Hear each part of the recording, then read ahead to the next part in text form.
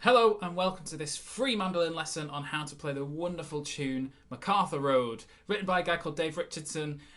This is not a traditional Scottish tune, it's fairly recent, but it's sort of been accepted with a warm embrace into all the traditional Scottish jam sessions because it's just a wonderful tune, and hopefully at the end of the lesson it will sound a bit like this.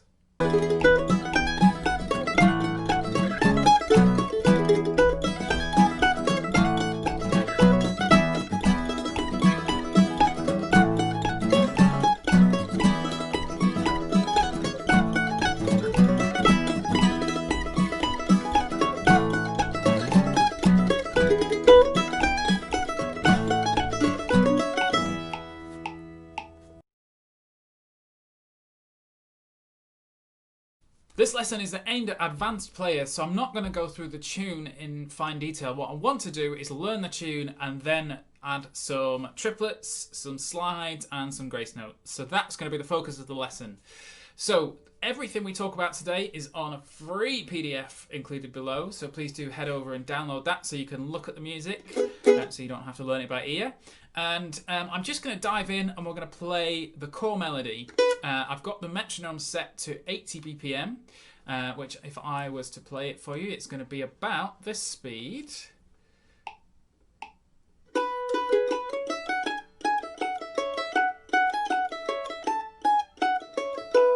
And if that is too quick for you, there is a cog down here on YouTube that you can use to slow me down. And you press the cog, video playback, and then you can custom choose how fast I'm playing it. So I suggest you do that if 80 BPM is too quick. For everyone else, we're going to dive in and we're going to play it. So in the B part, just watch out. The B part goes up here. And I specifically haven't put finger notations in the music because there's so many open notes there. You could use any combination of fingers, but there's so many open notes where you can rescue yourself wherever you are. I want you to do it however you want. I will generally do middle finger on the 7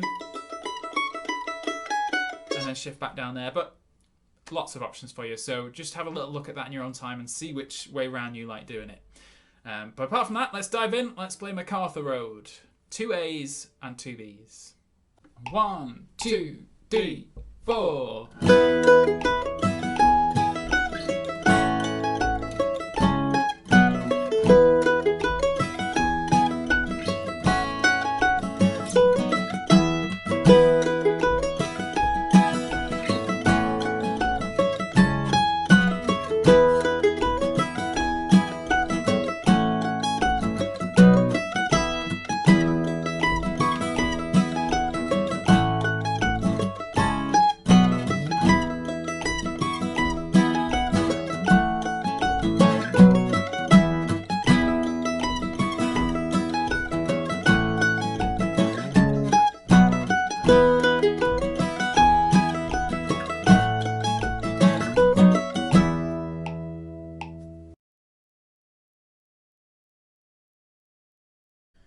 There are 3 different ornamentations I want to add to this tune, and the first one is some triplets. If you listen to the original recording, which I have linked in the comment section below, you can hear instead of the melody is actually, there's a triplet there. And I've done lessons on triplets before, but I'm just going to quickly go over the theory again, because this is a triplet, it's one group of triplets. And that messes our pick strokes up. If we assume we want to play the pick strokes down, up, the triplets down, up, down, because that's the best way of doing it, and it's the quickest way. If we enter from 8th notes and exit on 8th notes, when you insert a triplet in between them, you're going to mess up your pick strokes somewhere along the way. You'd end up on an up coming out of the triplet, which you don't want to do because the 8th notes start on the beat. So there has to be a little correction somewhere, and I like doing that correction at the end of the triplet going into the first note of the 8th notes. So down, up, down, up, down, down. So there's a little double down there between the G sharp and the B, or the 6 and the 2. Because then I've got the 4 notes at the end of the bar, I've got the right pick stroke. The 2 at the start, I've also got the right pick stroke, and the triplets just slot in there, and then I correct it here at the junction between them. There are slightly other ways of doing it, and they're all right. This is just my preferred way of doing it because I think this keeps me playing the right hand technique the best, with the most accuracy. And there's quite a few other examples of triplets in the B part. All the same theory. So what I'll just do is I'll just loop that A part, that first bar. I'm just going to loop that round a few times so you can play along and try and get that double down at the end. So after 4, 1, 2, 3, 4. 2, 3, 4. 2, 3, 4. 3, 4. Last time, 3, 4. So there you go. So I think that double down is the best way of playing triplets in these tunes, but if you find another way, then maybe try mine. The second option we can do is add some slides into notes, and I don't mean slides between melody notes, I mean little almost grace notes. So for example, bar 2, instead of just landing on that G sharp, we can go. So I'm sliding in from the G natural. And the longer you hold that slide, the more it will sound like a blues note. The shorter you do it, the more it will sound like a grace note. So I will do it quite quickly. If you just go, if you basically hit 3 and then slide up. That to me sounds better than, whoops. Because then you've got like a G sharp resolve into a G natural resolve into a G sharp. If you do it quickly, it sounds more like a grace note into the G sharp than a blues note. You just get that kind of nice grace note sound that sort of fiddle players can do with ease. And again, there's quite a lot of examples of this throughout the tune, and they're all the same. Just a quick slide in, a very quick slide in. It's denoted by a little line, like an angular line before the note. So let's play what we did, the same exercise, bar 1, and get that slide in, and we'll loop that round. So, 1, 2, 3, 4, like that. 4, 2, 3, 4.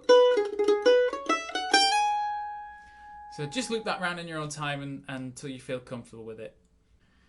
The final one, and possibly the hardest one, is adding some grace notes. So, bar 3, instead of,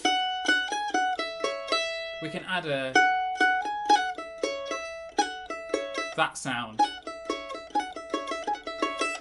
And you have to be careful, because if you don't do this grace note quick enough, it sounds like semiquavers. That's what it sounds like. What I want is, it's like almost as though you can't hear it. So at the instant you hit at this point where it's inserted between a G sharp and F sharp, so 4 and 2. So as soon as you hit the G sharp, you instantly pull off. And I mean pull off. I don't mean remove finger. Some people do that and expect the note to sound. That's not what we want. I'm pulling off. If I was to hold my mandolin like this, I'm pulling off this way. Rather than, I'm not removing off like this, I'm pulling off. I can make this sound without even using my pick. So that's the sound. That's the best representation we can do of, again, the amazing kind of sounds that the Scottish fiddle players can get. So I'm just going to loop that round, just that bar. You might not catch it every time, but just try and do it quick enough so that it doesn't sound. We don't want da da da da. We want da da da da. Okay, 2, 3, 4.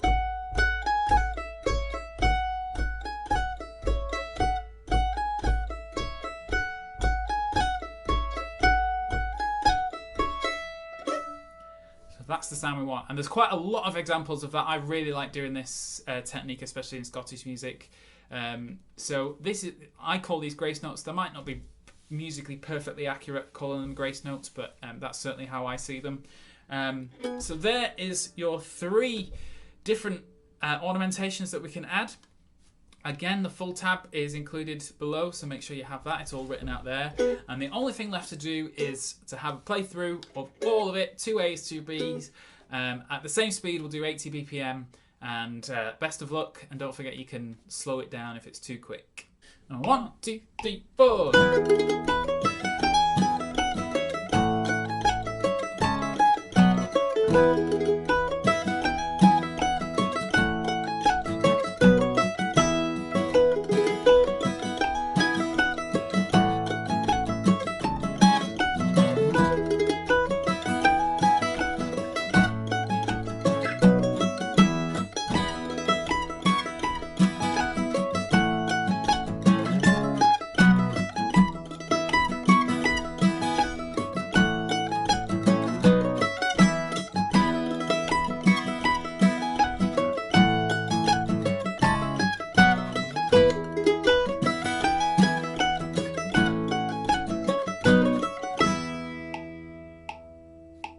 What a wonderful tune that is. Thank you, Dave Richardson, for writing such a great tune. It's so much fun to play. I hope you've enjoyed learning it.